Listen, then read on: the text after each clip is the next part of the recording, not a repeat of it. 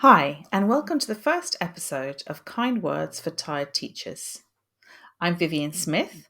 I'm an author, a certified coach, a qualified secondary school teacher, and recently turned podcast host. So here is my book, which reached number one Amazon bestseller. And today I'm going to be telling you some stories from the book. They are true stories. So let's face it, teaching is a very rewarding but extremely challenging career. And today I'm going to be talking to you about some of those challenges.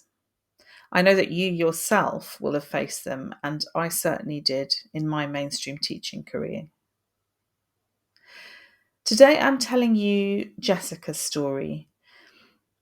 Some of the teachers chose to remain anonymous when I interviewed them for the book, but Jessica's gone on to other things. So she's still a teacher because, like all of you, she loves teaching. But she now has a tutoring company called Whiteboards and Wonders and is doing brilliantly as a science tutor. But she did agree to be interviewed for this book, and this is about her time in mainstream teaching. This is what she said. The teaching world is quite brutal, isn't it? I wrote my car off on the M62 one morning. And when you write your car off on a motorway, the police, the highway agency, the highway patrol maintenance all arrive. And I also got an ambulance sent to me as well because my airbags deployed. When the impact happened, I slid forward in my seat and smashed my knees against the driving column under the steering wheel and actually fractured my kneecap. I didn't know that at the time because obviously adrenaline blocks that pain and you don't notice it in the back of the ambulance. They told me, "You can't go to work. We need to take you to the hospital." But I said, "Yeah, I'm totally fine. I need to go to work. I'm a teacher." It was the second to last day of school before Christmas, and I was supposed to be giving my test results back to the students before they broke up. I felt such an obligation to get my backside to work that I made my mother pick me up from the hard shoulder on the motorway and then drive me the rest of the way. When I arrived, they let me teach until the adrenaline wore off and I started violently vomiting and shaking. Then they had to call me an ambulance and I went to hospital and found out I had broken my kneecap and I had severe concussion. So, awful as that story is, I bet you'll have heard something similar or maybe even been through something similar yourself. I certainly remember being rushed to hospital in the middle of the night. We went to a local one for me to be diagnosed, and then they sent me to the main hospital, which is some way from us, in fact. And I still remember having to ask my partner to stop the car so I could get out and be violently sick because I'd been trying to email about the cover they would need to do for me the next day because I clearly wasn't going to be back in school the next morning. How ridiculous is that? It was potentially a life and death situation. But what was really worrying me, what was making me even more sick, let's put it that way, was the idea of having to set cover. And we'll be talking more about cover later. I also thought it would be interesting to hear one of Jessica's other stories, which is very sad actually, but again, quite indicative of many schools that you and I would recognise. She says, "My granddad had been in hospital and died suddenly in the middle of the night.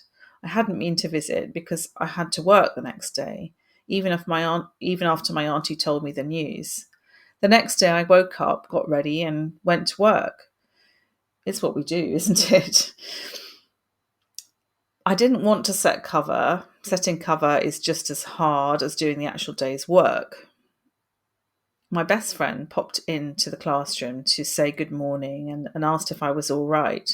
Then it really hit me that he was gone, and I completely broke down and was absolutely sobbing. I had one of those classrooms where half the wall was made of glass, so we huddled under my desk to hide me. A member of leadership came to see me and said, 'The kids are coming up in 5 minutes. Pull yourself together.' So, right at the end of the day, that same member of staff came back to me and admitted, 'I'm really sorry. I probably should have sent you home. By then, I'd had to switch off to turn off my emotions and numb myself out to get through the day. I used to put on this bright, cheery, smiling face. It's what comes naturally to me now, but I used to put it on. But then my face just dropped. And I once got caught out by a member of staff and they said, I saw that switch there. And I said, I'm so exhausted, that's all. It's just fake. You turn it on and then you're done and it just disappears, you know? And I think Jessica raises some really important points. First of all, that's an incredible sense of obligation we feel not to let our students down, not to let our colleagues down. And then also the effort that takes sometimes and the amount it takes out of us. And I think you realize this because you know I certainly did. And that's in the end one of the things that persuaded me to leave mainstream teaching. It takes such an effort, and you end up by not really being honest and not really being yourself a lot of the time because you're putting on this massive act. And I understand that, you know, people have to do that in the workplace and you have to carry on, don't you? But sometimes it becomes quite excessive and sometimes it becomes quite unreasonable. And I think it is a culture that we're all familiar with as teachers. Another teacher who I'll call EP talked about cover when I interviewed her for the book. You'll know as well as I do the horror of cover. I don't think there's been a single week this academic year where my school hasn't put on a day of supervised study. 100 students in the school hall with 2 or 3 adults doing silent work on their own and not actually getting specialist teaching at all because the cover demand has been too high. The problem is partly that we're all exhausted. We're all being burnt at both ends and we don't take days off until it's impossible to continue. And you have to take 2 or 3 days off in a row. Even if your empathetic colleagues ask, should you be in today? You don't look well at all. There isn't any top-down policy in place to advise not to come in if you're unwell. The margins are too tight. The most your head of department might say is, you really ought to go home before period 6. They won't say, good God, you look terrible, go home now and don't come in for the rest of the week, because the sheer increase in workload for everyone would cause logistical nightmares. You hear uncharitable comments born from frustration rather than ill will about people on long-term sick leave, and nobody wants to fail their colleagues. So there is shame associated with needing to take time off. Consequently, the next time you're sick, you think, what are they going to be saying about me? And I can certainly relate to this. I remember getting the first round of COVID and just feeling absolutely terrible. And of course, I was worried because I knew that meant I was having to take time off and I'd need to set cover. And I did do that. But any of you who've had COVID, particularly if you've had it badly, will know that you are absolutely exhausted. So I found the only way I could manage it, because brain fog was in full flood and I was feeling so tired, was to sleep during the day. And then when I woke up late afternoon, I'd basically spend the whole of the rest of the afternoon and most of that evening setting cover because I was so slow and I felt so hazy. I also remember that we had a particularly fierce cover supervisor. And she used to email me the next day to say things like, the students found your lessons on such and such a poem boring, so we watched a film instead. And that's a pretty low blow, actually, if someone's feeling quite unwell. I remember regularly crying when I got those emails. Or someone else, maybe someone in senior leadership, would say, I couldn't find the workbooks, or, you know, you spent the time painstakingly providing a link to the PowerPoint so that, you know, everything would go right. And they would say something like, the link didn't work, so we did something completely different, or we watched a film. I think there was one assessment that my students had been due to take, and I really wanted to make sure I got it done. And another cover teacher said to me, oh no, the students said they didn't know anything about that, so they hadn't revised for that. Not strictly true, I have to tell you. So we just went to the library. And somehow it's that feeling that not only are you feeling ill, but you're also letting everyone down and your cover isn't working and everything's going to be a disaster when you get back. And you're aware also of the resentment that's building up, as EP mentioned. I remember after that bout of COVID, because I was off for a little while with it, sending my colleagues in the department a bunch of flowers to say sorry. And looking back on that now, I think, did I really need to do that? Shouldn't they have been sending me a bunch of flowers? But there we go. That's the mindset that you get into, and that's the mindset you end up with. And I think that we really need to look at this situation because that's not right. And there aren't many jobs where this situation would be a permanent, recurring problem, are there? I also remember having a prang on the way to work. It was very icy that day, and my car, I slowed down to let someone pass, and my car slid on the ice into the back of a stationary car. What I didn't realise until a few minutes later was that someone else had just done exactly the same thing. So there was already another car on the other side of the road. And I remember standing very shakily on the side of the verge and thinking, I've got to call work, and calling my head of department and saying, I've just had an accident. And to be fair to her, she was driving into work at the time, so maybe not thinking straight herself. And the first thing she said to me was, "Are you going to be off all day?" And then a few minutes later, she did ring me back and say, sorry, I should have asked, how are you? I had pretty much a day of trying to sort out the car insurance. The car was a write off, and I was feeling quite shaken and quite upset. And I remember my partner saying, "You are not going into work. It's just crazy. Of course, you're not going to go in." I got in the next day, though, and was told by someone, rather unhelpfully, I thought, that another teacher had also pranked their car on the ice, but she'd managed to get into work that day. So the implication was clear. Maybe I should have been a bit tougher and come in and done the right thing. But again, looking back on it now, I would never say that to somebody who just had a car accident. And I would never make someone feel guilty for not coming straight back to work, would you? So it's a bit of a crazy situation, isn't it? And I think we all know that these scenarios exist in the teaching world and they're not that uncommon. So, what do we do about cover and how do we find a workable solution for that?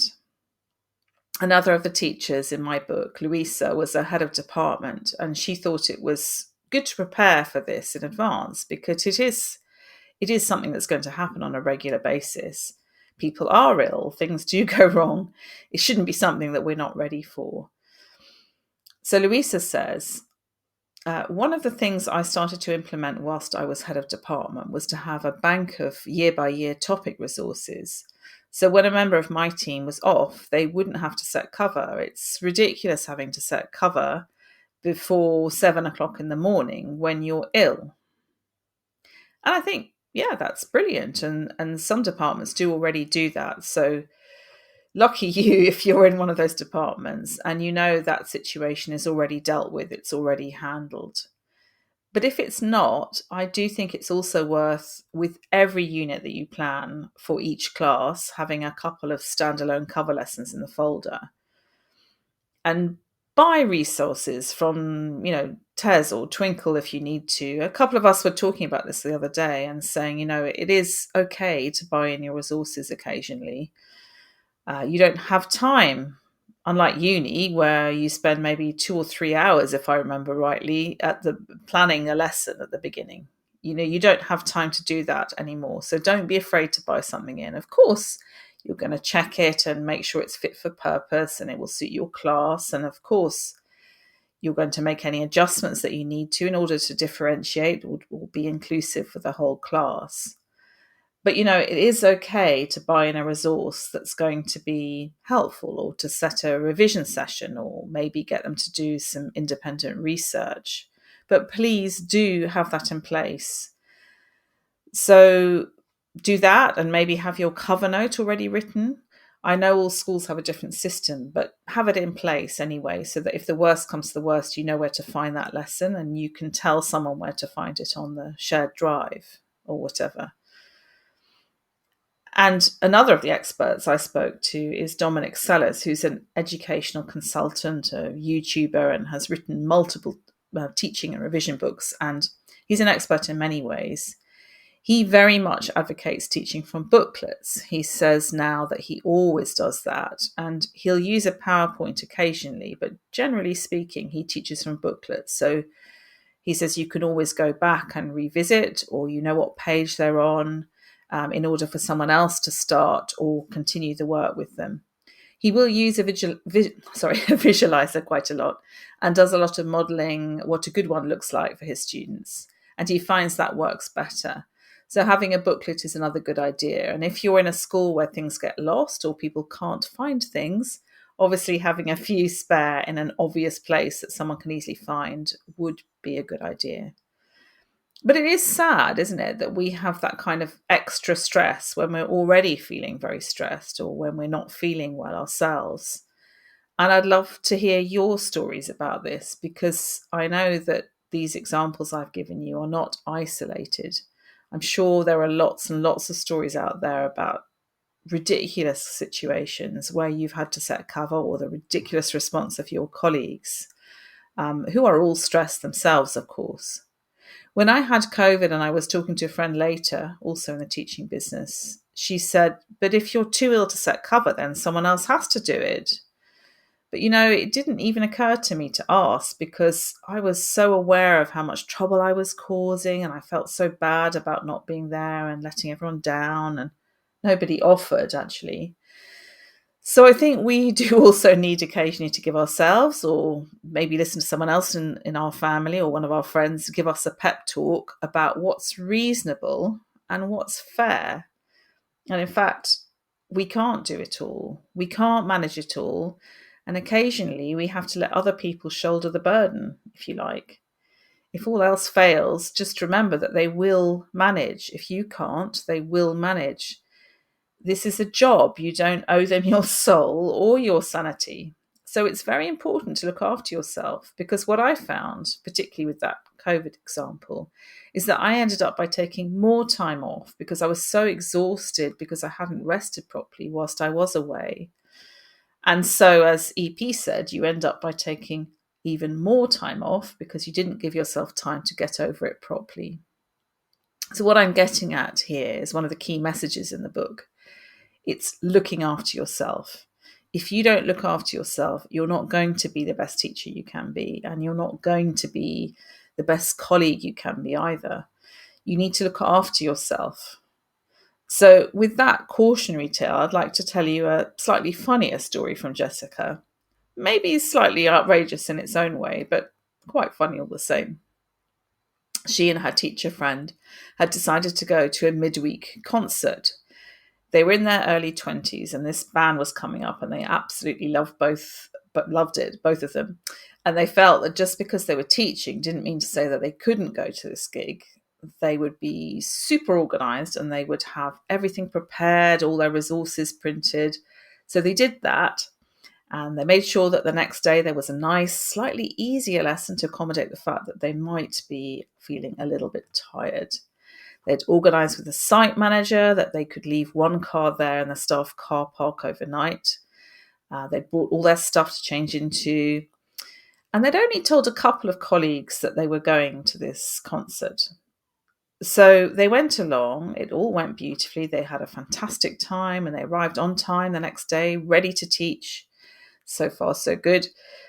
But she happened to respond to a comment by a colleague in the staff room who asked something about the concert. How did it go? And she said, oh, it was fantastic. And then this was followed by a summons to the head teacher's office, if I'm correct in recalling, where Jessica was told, you can't teach when you're tired and you're not able to do your job properly. And Jessica said that she was really outraged. Actually, she responded that everything had been organised, the students hadn't been let down in any way, and she felt it was outrageous to dictate what somebody could and couldn't do in their free time. And she also made the point, very quick thinking on her part, that a colleague who'd become a parent recently, were they going to talk to him about being too tired to do his job? Because that certainly was a situation that couldn't be changed. So we had a good laugh about it actually, because she said she still doesn't regret going to the concert, and she felt actually it was important for students to know that we have a life too. I don't know what you think, but I think good for her. And maybe her mistake was actually admitting that she'd actually been. But what a shame not to be able to be open and honest with colleagues. In the thought that someone might tell on you. It sounds a bit like the school playground, doesn't it? So I hope you've enjoyed this little foray into some of the challenges that teachers face. And what I would like to do in the next episodes is to feature some of your ideas. So if you have a good idea for something you'd like me to cover on my podcast, or maybe you'd like to come and guest on my podcast, maybe you'd like me to talk about your story and some of your ideas for either surviving or actually thriving within teaching, or perhaps outside of teaching, then I'd love to hear from you. Please message me, won't you? Next time, I'll be interviewing educational psychologist Dr. Linda Mallory, whose book, Coach Yourself Calm, explores how children and adults can deal with their emotions. I'm in the middle of reading it at the moment and having lots of light bulb moments. I can really recommend it. And future episodes will also include guests from the world of education, and we'll continue to explore my book and delve into the highs and lows of teaching to remind you that you're not alone. And there is support and a great deal of camaraderie out there for you because, as the name of this podcast suggests, I want to provide kind words for tired teachers. You are amazing. You do an amazing job. And if no one's told you that today, then let me be the first to tell you that there are people out there who really appreciate you, who recognize what you're doing. We know it's not easy, and we know that you're unique and that you bring your fantastic talents and patience and humor and wisdom and skills and insights to your students and colleagues. So, as I said at the start, teaching is a unique profession. And I recognize that there are many things to celebrate, but there are also some things that probably need talking about. And maybe that's why I'm here. Thank you very much. And I look forward to seeing you next time.